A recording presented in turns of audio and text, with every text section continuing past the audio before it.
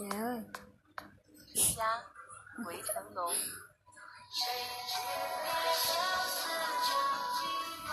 Trời đi nữa.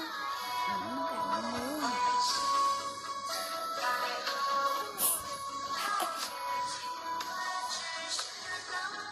Trời ơi. Tôi số bên đây. Trời ơi. Anh em à.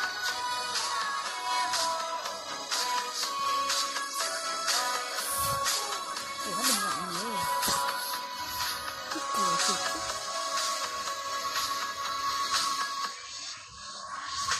Ê rồi mới bằng nhỏ vậy. Ê còn kìa. Trời ơi đừng là tiên nhá.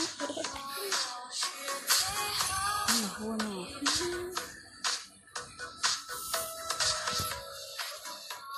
Rồi quanh người được rồi.